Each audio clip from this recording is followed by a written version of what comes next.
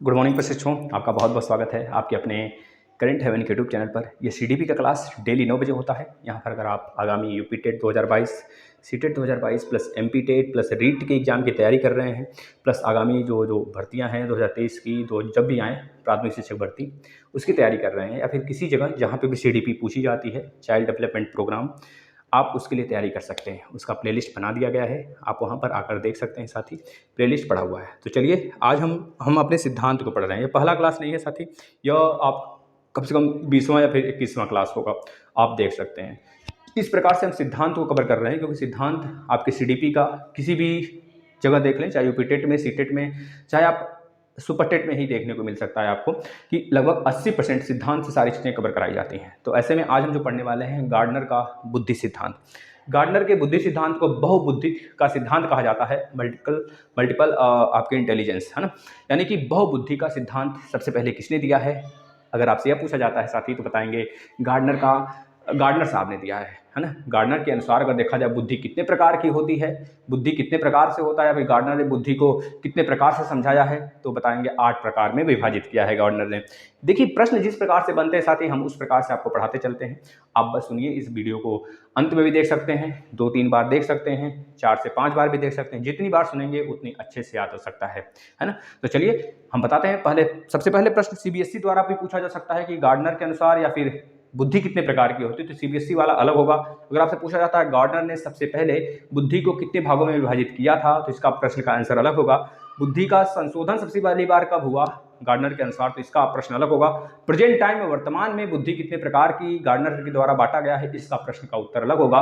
बहुबुद्धि का सिद्धांत किसने दिया साथी? गार्डनर ने दिया। सबसे पहले हम यहाँ पे समझते हैं जो बहुबुद्धि का सिद्धांत है इसका मतलब क्या है साथी। जो बहुबुद्धि का सिद्धांत है, इसके अनुसार अगर देखा जाए, हर आदमी, जो गार्डनर के द्वारा तुलना किया गया है, हर एक आदमी को यह बताया गया है, हर एक आदमी समान बुद्धि का नहीं हो सकता।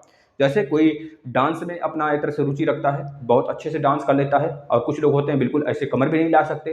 कुछ लोग बहुत अच्छे वक्ता होते हैं, कुछ लोग बहुत अच्छे लेखक होते हैं, लेकिन अगर उनको कहा जाए भैया चलो आप दौड़ लगाओ, तो दौड़ नहीं लगा पाएंगे। दौड़ लगा सकते हैं नॉर्मल तरीके से, लेकिन रेसलिंग में दौड़ नहीं लगा सकते, वहां पे जीत नहीं सकते। लेकिन रेसलिंग वाला क्या है, अगर उसको कहा जाए भाई चलो आप लेखक बनकर एक डायरी लिख डालो अच्छे से, तो शायद ही वह लिख पाए, क्योंकि उसके अंदर वो मल्टीपल इंटेलिजेंस नहीं है ना। इस तरह से ये सारी चीजें हम आपको बताएंगे कि किस प्रकार से योग्यता वाले पुरुष, हर एक पर्सन के अंदर अलग अलग योग्यता होती है। रुचियां रख सकते हैं दूसरे विभाग में, लेकिन वह योग्यता नहीं होती है, या फिर उस प्रकार से योग्यता नहीं देखने को मिलती है जिस प्रकार से उनको अपने फील्ड में योग्यता मिलती है।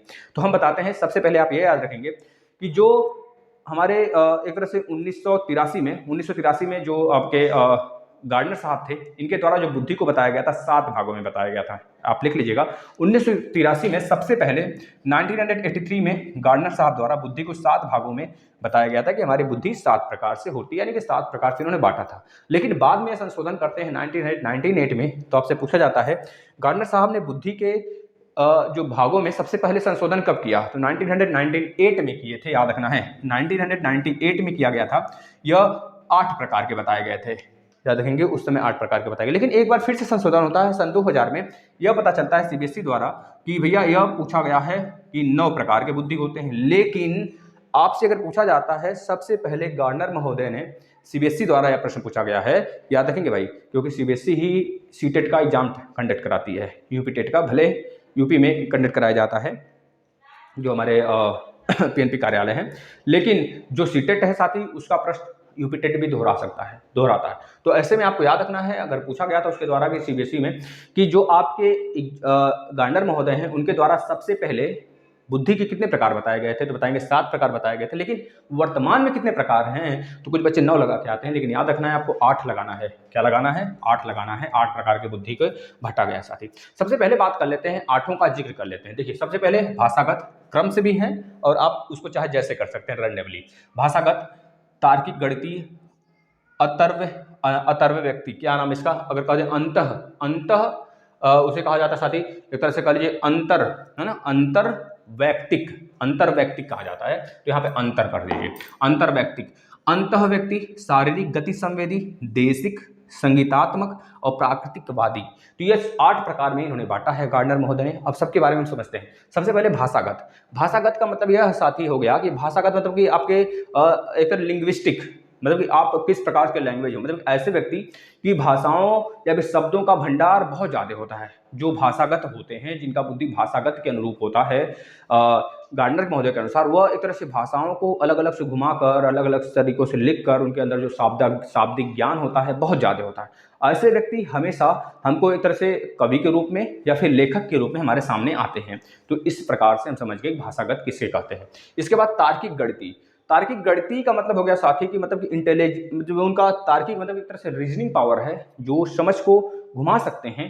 मतलब कहा जाए तार्किक गुण, समस्या समाधान को बहुत ही बेहतरीन तरीके से एक तरह से समाधान करने का, जो किसी भी समस्या को समाधान करने का जो उनके अंदर गुण होता है ना, वो एक तरह से तार्किक गणितीय व्यक्ति में ही हो सकता है। यानी वैज्ञानिक जो चिंतन होता है वो हमारा कौन करता है बताएंगे, तार्किक व्यक्ति ही करता है, तार्किक गणितीय व्यक्ति ही करता है। यानी कि इस प्रकार के व्यक्ति हमेशा बिजनेसमैन के रूप में देखने को मिलते हैं, या फिर मैथमेटिशियन के रूप में देखने को मिलते हैं, या फिर फाइनेंस कंडीशन के रूप में जो फाइनेंस मैन होते हैं उनके रूप में देखने को मिलते हैं, जो कि बहुत बड़ा, जैसे कि आपके इस समय फाइनेंस मिनिस्टर कौन है, मतलब कि एक तरह से निर्मला सीतारमण जी हैं, है ना, मतलब कि वित्तीय मंत्री। तो इस प्रकार से हमको उस रूप में देखने को मिलता है, मतलब कि बहुत बड़ा मैथमेटिकल कैलकुलेशन वाले व्यक्ति होते हैं, जो कि किसी भी समस्या को चुटकी में हल कर सकते हैं, है ना। दूसरा अंतर, मतलब उसके नीचे देखेंगे अंतर्वैयक्तिक।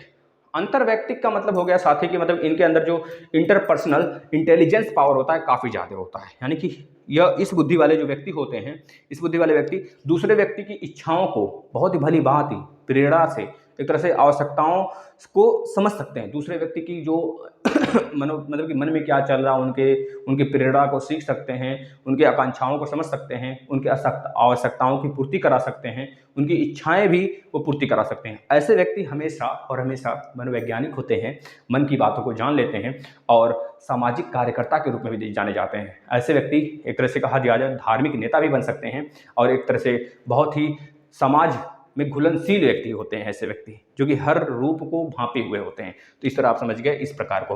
अंतः व्यक्ति क्या होता है? अंतः व्यक्ति का मतलब साथी होता है, याद रखेंगे, अंतर व्यक्ति का मतलब एक तरह से इंट्रोपर्सनल, है ना, मतलब अपने आप में घुले रहना। यानी कि बात करें, ऐसे व्यक्ति गहरी सोच रखते हैं, बहुत ही मतलब चीज़ को भांप लेते हैं खतरनाक तरीके से, है ना, गहरी सोच रखने वाले होते हैं।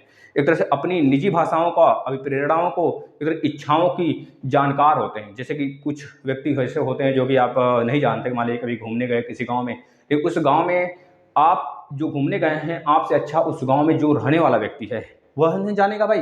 इस वजह से कहते हैं अंतर व्यक्ति, मतलब इंटरपर्सनल, अपनी बातों को गहरी सोच रखने वाला, मतलब अपनी चीज़ों को जितना तरीके से वो भांप सकता है अपने लोगों को।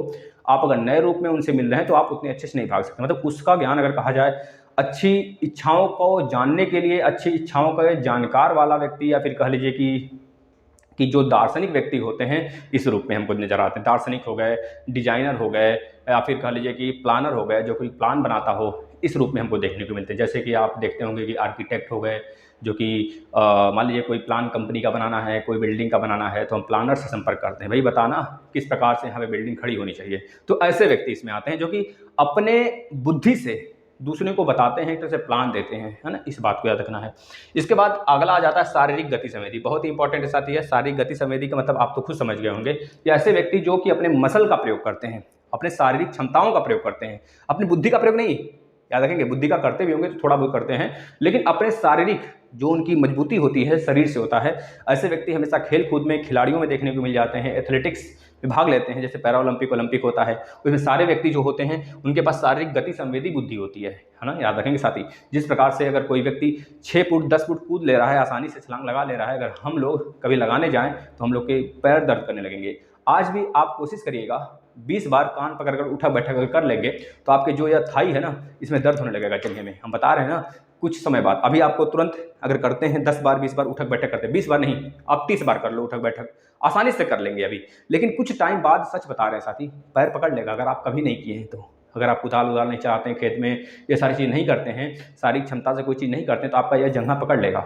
हमने किया है, होगा भी है, मतलब अब नहीं होता है, पहले होता था, लेकिन अब तो बहुत सारी चीज़ें करनी पड़ रही हैं, दौड़ना भागना, फिजिकल वर्क ज़्यादा करने पड़ जाते हैं, तो ऐसे में अब नहीं होता है। लेकिन अगर आप जो बच्चे नहीं करते हैं, अगर वो करेंगे तो उनका दर्द करेगा। लेकिन याद रखेंगे, जो शारीरिक गति संवेदी व्यक्ति होते हैं वो आसानी से कर सकते हैं। बेसिक। अब बेसिक क्या होता है भाई? बेसिक का मतलब साथी जैसे कि कुछ ऐसे व्यक्ति होते हैं जो भौगोलिक विद होते हैं, जो जगह जगह घूमते हैं, हर जगह घूमे हो। जैसे कुछ लोग होते हैं, जैसे आप कभी कहीं गए नहीं हैं तो आप ऑटो वाले से पूछते हैं भाई कहाँ जाना है, मतलब कि यह हमको बनारस में गए थे, बनारस में हमको दुर्गा कुंड में जाना है, तो उनसे पूछोगे भाई दुर्गा कुंड कैसे जाएंगे, तो वह भौगोलिक व्यक्ति कहलाएंगे, क्योंकि वो जगह जगह पूरे मतलब छानबीन कर चुके हैं पूरे बनारस में कि आपको कहाँ जाना है, यहाँ जाना है। बस्ती में मान लो आप बस्ती में है, आप बस्ती में हैं और बस्ती में आप कहीं इधर उधर नहीं गए हैं, तो आप कभी नए नए हैं तो बस अड्डे पर उतरेंगे या फिर रेलवे स्टेशन पर उतरेंगे, वहाँ से पूछेंगे भाई हमको यहाँ जाना है, फला जगह जाना है। तो आपको अगर नहीं पता है तो आप ऑटो वाले से पूछेंगे, हो सकता है आप उसमें बहुत ज़्यादा रकम पता भी दे दो ऑटो वाले को, ऑटो वाले चालाक होते हैं सब। तो ऐसे में याद रखेंगे, जो विमान वाहक होते हैं, जो चालक होते हैं, जो हमारे एक तरह से कह लीजिए साथी भूमिकर होते हैं, एक तरह से नाविक होते हैं, एक तरह से कह लीजिए जो हमारे एरोप्लेन उड़ाने वाले पायलट होते हैं, यह सब व्यक्ति किस में आ जाते हैं? बेसिक में आ जाते हैं, जो कि देश विदेश में मतलब एक तरह से भ्रमण किए हुए होते हैं, जो हर जगह को भाग के रखते हैं। हाँ, यह लोकेशन पे यहाँ है, कुछ लोग बता देंगे मुंबई में, आप यहाँ पे हो, यानी मुंबई में बताओ भैया यहाँ पे आ जाओ, यहाँ पे आ जाओ, मतलब इस तरह से लोग बताते हैं ना कि भैया कहाँ पे हो, अच्छा वहाँ से यह तो बहुत नज़दीक होगा, इस तरह से लोग बताते हैं। सच में वह एक तरह से देसिक व्यक्ति कहलाते हैं। संगीतात्मक का मतलब साथी संगीत में रुचि रखना, संगीत से प्रेम कर लेना, गाना बजाना, ये सारी चीज़ें इसमें आ जाती हैं, तो सिंपल है। प्राकृतिक विद में साथी जैसे डॉक्टर आ जाते हैं, एक तरह सामाजिक कार्यकर्ता आ जाते हैं, और कह लीजिए कि एक तरह से आपके जो वातावरणीय विशेषज्ञ होते हैं वो लोग आ जाते हैं इसमें। बस इतनी बातें थी, आपको समझ में आया हो तो यह चीज़ें पूछी जाती हैं आपसे। भाषागत पूछ लेगा, यह पूछ लेगा, इसमें से पूछ लेगा कौन सा नहीं है, 3 होगा, चौथा नहीं होगा, तो आपको सारे याद करने हैं। तो यह प्रश्न बहुत इंपॉर्टेंट साथी यहाँ से पूछता है, गार्डनर के बुद्धि सिद्धांत को हम किस नाम से जानते हैं, तो बता देंगे मल्टी यानी कि एक तरह से इनके सिद्धांत को बहुबुद्धि के सिद्धांत के नाम से जाना जाता है। बस ये चीज़ें याद रखेंगे। ऐसे डेली सेशन फॉलो करने के लिए साथी आप अपना व्यूज बढ़ाइए प्लीज़, बहुत बहुत रिक्वेस्ट है आपसे कि अपनी संख्या हमको दीजिए, ठीक है। आपको हमारा ये पूरी जिम्मेदारी होगी, आपको सारा का सारा ऐसे कंटेंट दे देंगे ना कि आप सुपर टेट भी फोड़ के आओगे साथी। बस मित्र, सहयोग, एकमात्र सहयोग चाहिए। आपके एक सहयोग से यह फैमिली बहुत बड़ी हो सकती है, आप नहीं जानते। आप अपनी क्षमताओं को पहचानिए और इतना कुछ कर डालिए कि सच में आपको लगे ही ना कि हमने किया है ये चीज़। आप बहुत कुछ कर सकते हो, आपके अपने अंदर की क्षमताएं जो बस उसको जगाना है। धन्यवाद साथी।